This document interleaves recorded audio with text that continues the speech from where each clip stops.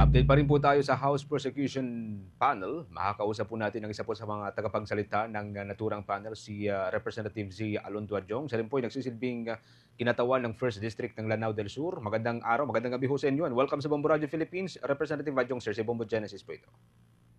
Magandang gabi po, Bombo Genesis. Magandang gabi po sa mga taga-subaybay, tagapakinig din yung programa. Thank you so much again for joining us sa Bombo Radio Philippines. Tayo po ay napapanood at napapakinggan sa ating 32 stations nationwide.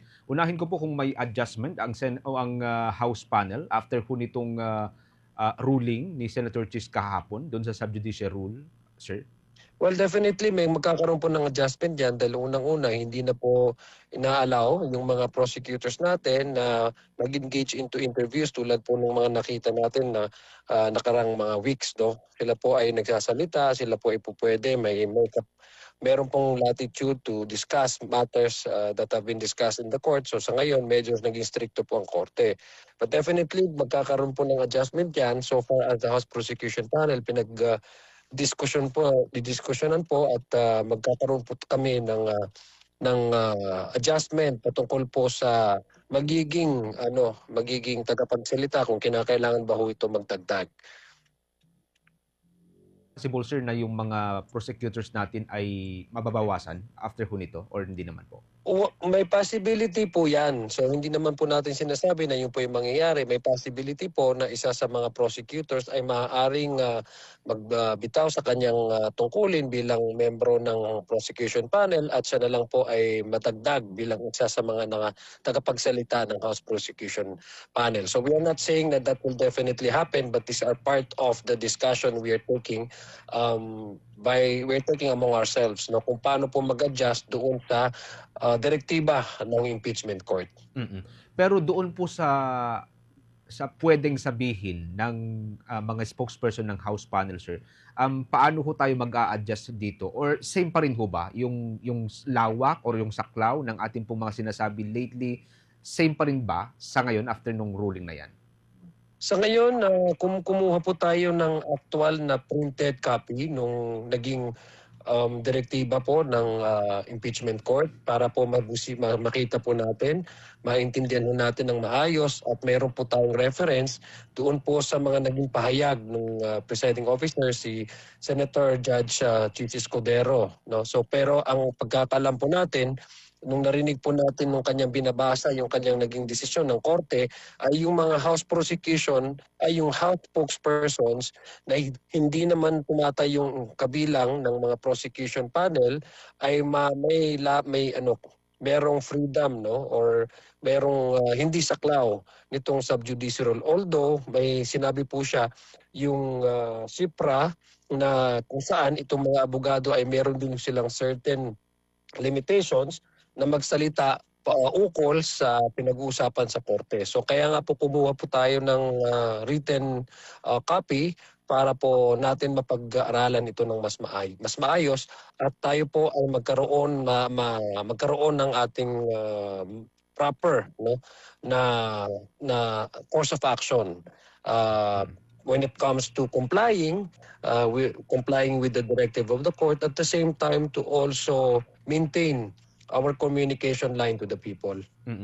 Dito po yung susunod na challenge, Representative Adjong Sierno, kasi kung medyo limited nga yung pwedeng sabihin ng either House at ng Defense, sa part ng House, paano ho natin magagampanan yung pagnanais ho ng House panel na mapag-aralan or magkaroon ng malawakang information campaign para mabatid ng public yung gumugulong na trial, ano, sir? Well, unang-una, klaro naman po yung pag-distinguish ng presiding officer doon sa mga spokespersons na hindi tumatayo o gumaganap ng kasama, no, o miyembro sa prosecution panel. Tulad po halimbawa sa atin, kay dating Congressman Ace Barbers, si Congresswoman Reneco, kami po ay hindi tumatayong parte, ng House Prosecution Panel, no? Kasi may 11 po yan na miyembro from the House of Representative na tinuturing public prosecutor. At the same time, may mga public private, no, counsel for the prosecution. Kami po, mayroon, klaro po yung sinabi niya, mayroon pong lawak na karapatan na magsalita po kami kasi hindi ho kami nga kabilang doon sa House Prosecution Panel.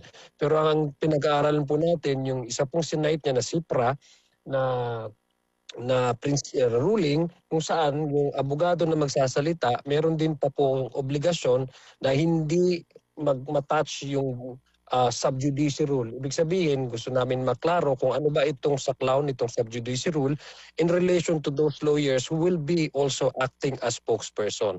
No, para mas klaro po, kaya nga po kami humingi ng dokumento nito, yung mismong hard copy nung naging desisyon ng presiding officer para po kami din ay mabigyan ng pagkakataong mag-adjust kung paano po namin to i-adjust. Okay. Let's talk about the case, Representative Adjong, sir. By next week, Tuesday na ho tayo babalik sa trial. Ano pong i-expect ho natin by Tuesday next week? Sa Tuesday po next week, dahil hindi ho nga maaaring sa ngayon maging testigo, no, or upo sa witness stand si Mr. Fajarda, kaya nga po meron siyang medical condition. Ang una pong maisasalang ay si Colonel Buransing, no, Manaros Buransing, para po naman doon sa issue nung pagsicertify, no, sinasabi ang claim po ng Department of Education ay nagkaroon po daw sila ng coordination with the AFP doon sa event na ginagawa annually ng AFP. Ito po yung Youth Leader Summit kung saan ay allegedly ang sinasabi po ng Department of Education ay doon po sila gumamit ng confidential funds para magbigay ng mga informants. So kung babalikan po natin yung naging pahayag ni Colonel Buransing nung nagkaroon po tayo ng hearing sa Good Government sa Kongreso, pinabulaanan po naman ito ni Colonel Buransing. Ang sinabi naman po niya, this is an annual event at wala ho silang natanggap ni Cinco na pabuya para sa mga informants or any financial assistance from the Department of Education. So yung naging testimonya po niya ay naasahan po natin, yun din po ang maririnig natin sa kanyang magiging testimony sa oras po na siya po ay mag-appear sa impeachment trial this Tuesday. What about Attorney Powa, sir? Kailan po yung nakatakda sa kanya? Kung pwede po yung mabanggit. Sa alam ko, yung sequence po ng magiging witnesses natin, dahil na-mention nga po din yung pangalan ni Attorney Powa, kung di ho ako nagkakamali, mauuna po yung testimonya ni Colonel Manaros Buransing. At saka may isa din po na Colonel, nakalimutan po Yes, ang kanyang pangalan, na isa rin po ito sa mga na in charge doon sa YLS, yung Youth Leadership Summit. Pagkatapos po ata nila, baka po si Attorney Powa din po ang sumunod na magtitistigo for the DepEd kasi siya din po yung undersecretary, siya po yung spokesperson at sa pagkakaalam po natin, siya po yung nag-respond doon sa sulat ng mga audit o observation memorandum, doon naman po sa confidential funds ng Department of Education. Sir, kung sakaling hindi na ho payagan ng mga doktor itong si Fajarda na humarap po sa trial or sa impeachment court at matatapos na yung allotted days para talakayin ng Article 1, anong plano ho dito ng House panel? I mean, kaya ba nating tapusin ito without the presence of Fajarda sa witness stand? Sure. Well, ang pagkakaalam ko po, ang binigay po na oras para mag-recuperate si Mr. Fajarda ay 2 weeks, no? Nung starting from August 20 kung saan po siya nag-seek ng medical attention at nabigyan na assess na nga po siya ng isang doktor at ang sabi po ng doktor ay meron po siyang 2 weeks kung saan siya po ay magre-rest. So ibig sabihin from the personal assessment of a doctor, inaasahan po natin that after 2 weeks ay siya naman po ay malakas na, no.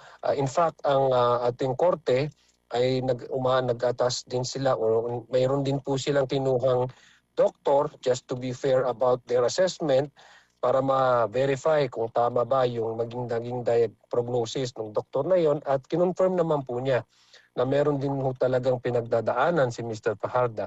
Ngayon, ang doktor po, ang kanyang observation and prognosis is 2 weeks ang bibigay na recuperation time for Mr. Fajada for him to be able to recover, no.